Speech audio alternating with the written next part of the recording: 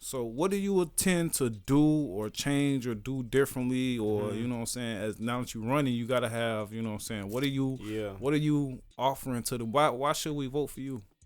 Yeah, and I think, to your point, before I get into that, our officers, they do need to reflect the communities, like you saying, a language barrier, and not literally like, sometimes it's not literally like language, but sometimes it's cultural, right?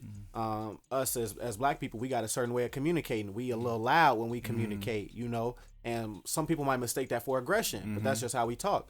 Similar in the Hispanic community, they communicate in different ways that a black officer or a white officer might not understand. And so I think we need to have some type of like cultural like curriculum that the officers, if you and serving in a community that's predominantly black, well, you need to understand the culture. You need to actually go through a training that teaches you, how do we talk? What is our slang?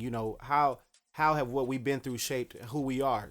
Similar to the Polish, similar to the Spanish, just so you get an idea of, the people and their culture and how they interact. Secondly, as I move through the community, bro, my 3 issues that have been highlighted to me are economic development, building up like the economics in the area, more money, right? Education, right? A lot of the schools, they underperforming, they under enrolled, they're under resourced. And then thirdly is public safety, like we were just talking about, communications between law enforcement and the community.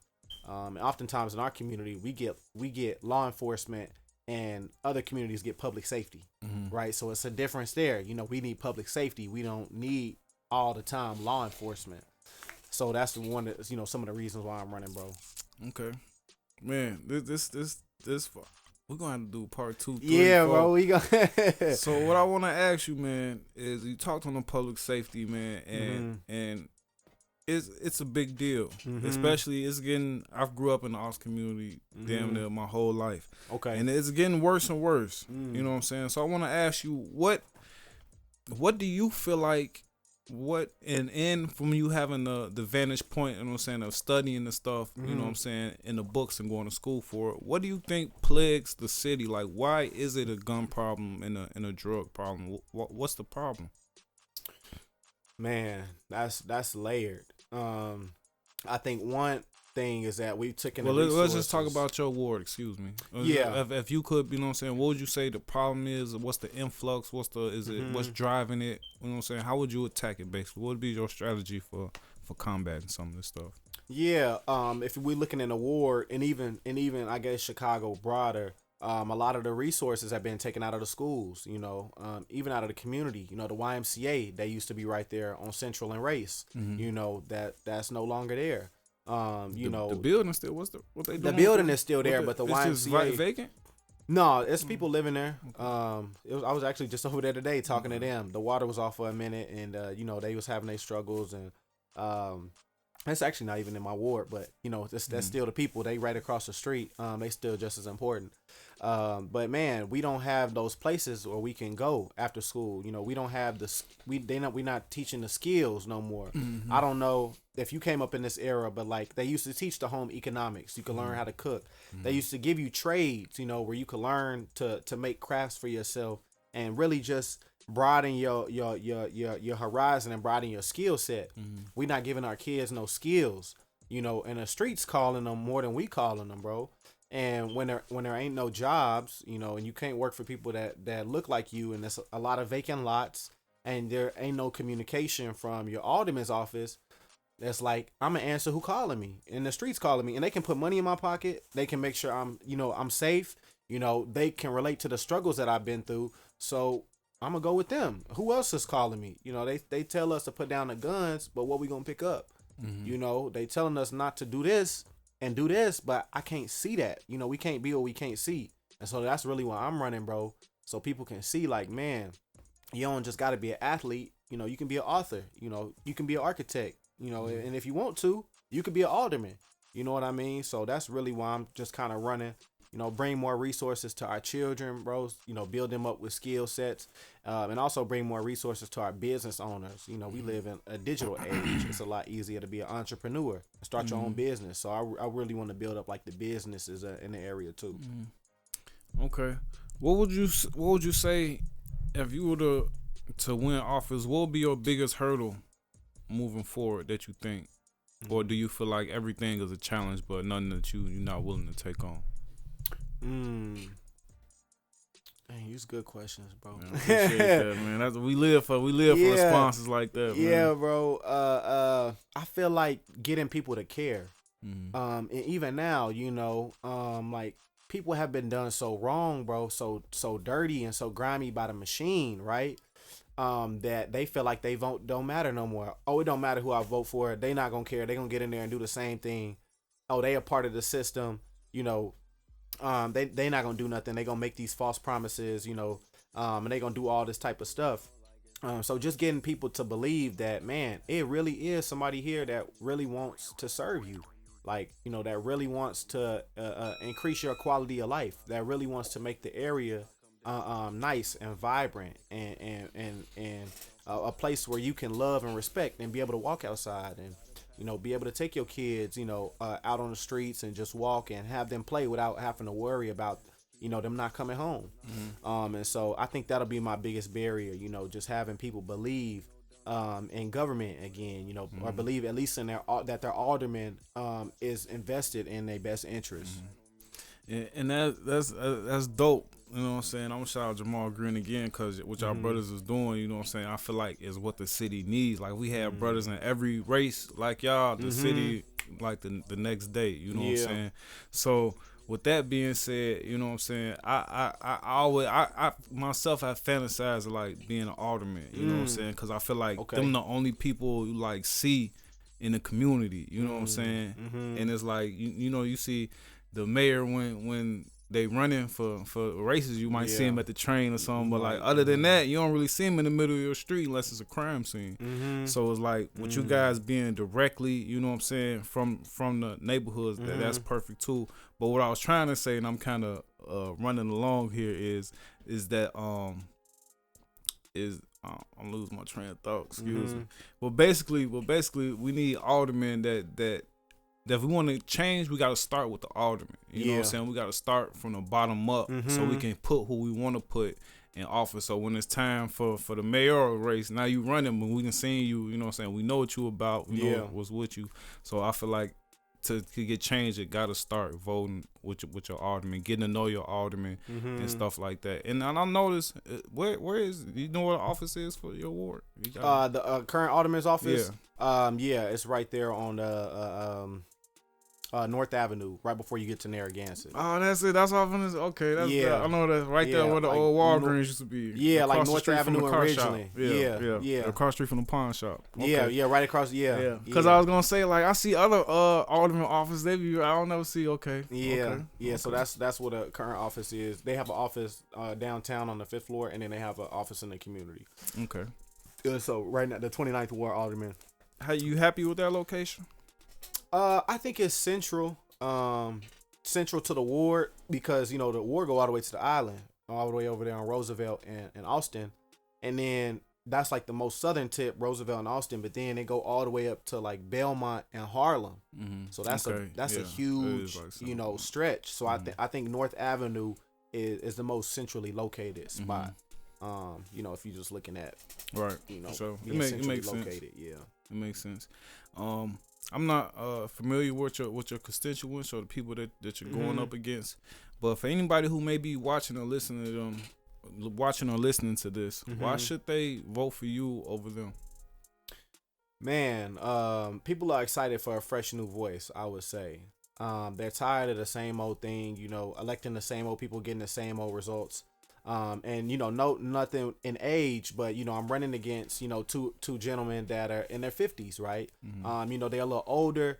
They don't have as much energy to move around, to where a young guy like myself, I'm out here knocking doors in 18-degree weather. They not doing that, or they can pay people to do that. I'm a young guy with energy that can do that. I have the experience. I've been organizing in my community since I was 15. And I have a relatable experience that people can relate to. I've seen struggle firsthand. I've overcame it. Not only did I survive, but I thrived. And, I think people are excited to have a leader that has overcome those obstacles. Just because when obstacles come our way in a ward, you'll have somebody that, man, he overcame something so great. what is a ordinance to him? What is it to pass a law? What is it to tackle crime, right? And so for me, bro, I would say that people are excited for a fresh new voice. People are excited for new and young energy. Or at least I would think that, most of the crime is being committed by our younger people, right? And so if we can put a younger person in there that they can see like, oh man, I don't got to take that route. I don't got to steal this person's car. I don't got to joyride. I can go to the Alderman's office and get an internship. Or I can go up there and talk to him and he going to put me in touch with this business owner, or he going to put me in touch with this program to where I can make that money, or I can maybe even get my own car or work on cars, right? And so I think that's why people are excited. And if you're looking for the punch number, I always tell people punch 53 for Corey D. Okay. Yep. Okay. So what I want to ask you too before you get up out of here, how are you connecting with the community? I heard you mention knocking on doors at 18 degree weather. How are you, knocking on doors? What else are you doing to get out there, to get your face seen, to meet people who may not know you? What's that like? Yeah, man. So it's really a continuation of the stuff that I've been doing. There's so many great organizations, bro, in Austin that do a lot of great work. So many smaller people, man. Like I was just at the Austin Town Hall with Aisha. She has a group of young men right over there at the Austin Town Hall. Her organization, Root to Fruit, Chris Thomas, he has an organization, Your Passion First, working with the 15th district and the 25th district, man, being at the churches, kind of seeing what the needs are of the faith community, working with business owners, bro. And man, really a continuation, about to start running some digital ads, Facebook ads, and really just being as visible as possible. I want people to, whether they on their phone or whether they out in the community, I want them to see me. So, putting up yard signs, getting to as many events as I can, hopping on podcasts, such as yourself, man, and really just, getting my name recognition out there for people that don't know me. Okay. If you don't mind me asking, what's your support system like? I know you mentioned your girl a few times, meeting her in school. What's your personal support system like? Do they support what you're doing? Do they think it's unsafe? Do they be like, hey, Chicago politicians, man, they known for corruption. I don't know if you want to, I don't know if you want to get into that. What's their response like? Man, my and it's tricky, I would say. As far as my wife, bro, she been very supportive of me. I wouldn't have did this unless I had her support. My family, my immediate family, my mother, and that sort, they've been real supportive of me. And with the relationships that I built in the community, Chicago politics is tricky, especially on the west side, because everybody know everybody. And it's like, as much as this young man is doing this great work, I know the alderman, or I got a business in a ward and I might need something from him. So I can't put your sign in my window, even though I think I'm gonna vote for you and I'm with you, but I can't mess up my relationship with the alderman right now, because even when I do win, I don't take office until May. And so that's a whole 3 months that, people, they still got to work with the current alderman, and a lot of stuff could happen in that time. So it's been kind of interesting, bro. I know I have a lot of support. Have I seen it as much as I know that it's there? No, I haven't. And for me, that's like, dang, like, do I hold a grudge against these people? Do I just cut them off completely? Or do I take the route of, dang, okay, I understand right now that, they can't really come out and support me how they want to, even though they are behind closed doors. So it's kind of, I'll be on a roller coaster sometimes, bro. Sometimes I'll be like, man, forget them people. Yeah. But then at the same time, I'll be like, man, I understand. And hopefully, I know once I'm able to get in this position, a lot more people will come out. But it's like, dang, are they only coming out because I won, or is they coming out because they really, supported me? And if so, dang, where was that support when I really needed you? Where was that support when I needed your help knocking on doors and phone banking? You wasn't there. And so, yeah, it's been tricky, bro. But, despite all of that, I got a good heart, bro. And I ain't going to hold nothing against, nobody. I still got to serve my people, bro. And that's what I intend to do. Okay. I give you to put the shoes on the other foot for you. If you talking to Chicago people, they like, what? Knocking on people's doors? Yeah. That's dangerous. Yeah. But no, man, you definitely, that's definitely a big part of it, man. So what I want to know, man, the question I want to know before I let you get up out of here, man, is some people may be an alderman their entire career, but I feel like you want more out of this. So what's your goal? What are you doing this for? What do you hope to to end up? What's your personal goal? Where you trying to get to? Man, another good question, man. For me, right now, it's really just to be the alderman, bro. Really just kind of focusing, like buckling down on where I am now, because I don't know where, I could be later. People like, oh, you a young Barack, you might be the president. That's what I ain't want to say it, but when you start early and you really doing what you, that's inevitable. You gonna be in them. That's what I'm saying. And I might be, bro. But as far as like, I know, like right now, the ward needs me, and as alderman, I really do plan to serve as an alderman, for as long as God, sees fit. But man, that's really where my focus has been. Getting elected, becoming an alderman, learning, continuing to develop my knowledge on the processes and procedures of the city. And also educating people. I feel like a lot of people, they don't know what an alderman does, and sometimes they don't even know what's going on in their ward.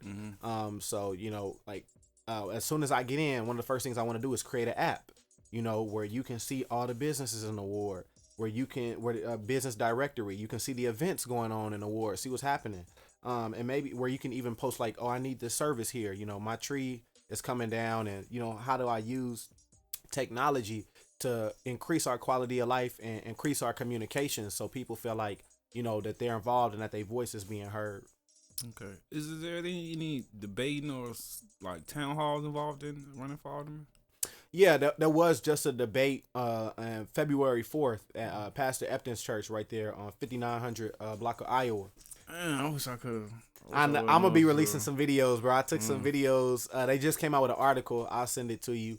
And man, keep up with me, or y'all, if y'all following me, keep up with me on all platforms at Community Corey, and Corey is spelled Corey. My website is communitycorey.com. Instagram is Community Corey.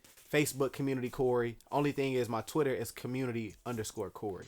So I was upset that they got that, because I wanted to keep all my stuff. That's why I try to. I think I'm pretty much on 290 Mo 5. I think I'm clean on everything. You clean on everything. See, that's a name like real unique, bro. Yeah, because it was a no cap podcast, and then I was telling a friend about it. I was like, yeah, look it up. Yeah, and she looked it up. It was like, which one are you? Like, oh shit. Oh yeah, 290 Mo. Yeah, that's a name. That's a name that's unique, bro. Yeah, man. So for sure, appreciate you coming through, man. Tell the people when to race, where they can vote, what to punch. You know what I'm saying? All that good news. Yeah, man. So early voting officially opened up on Monday, and so the early voting sites is open. If you need to know where to vote, you can go to my website, communitycorey.com, and click on the vote tab, and it'll show you your ward where you can vote at. Right now it's early voting, so you can go to any of the early voting sites and vote. Even if you're here, you can go downtown, you can go out south, and vote. And then election day is February 28th. And that you do have to go to your polling place that day. That's on my website as well. And man, if y'all live in the 29th ward, got family that live in the 29th ward, please punch 53 for Corey D. If you don't live in Chicago, or if you don't live in the 29th ward but still want to get involved, man, running a race in Chicago is not cheap.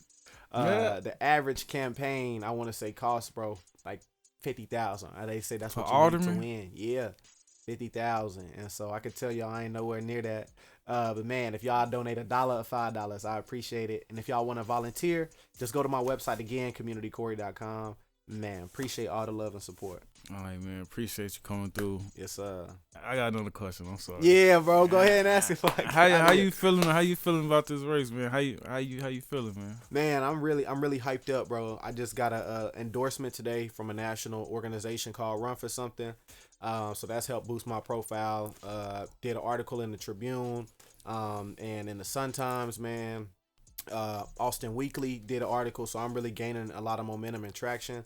And man, really just excited. I saw something on Twitter today that said in 2015, right now, there was like 2,000 people have voted. I think it was like 2,100 people have voted. In 2015, that was the number for this time. In 2019, the number was like 2,400 people have voted, at least based on this date right now.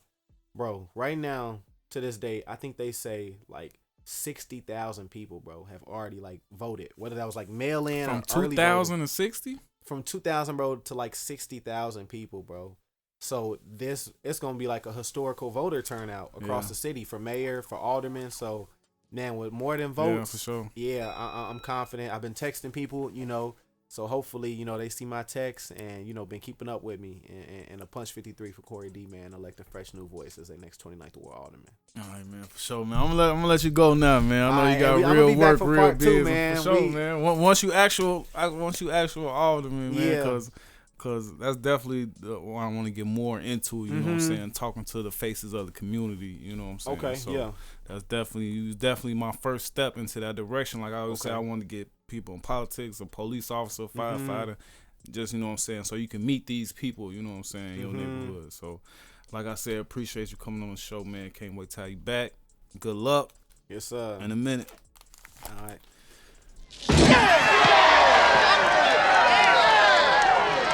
Yeah.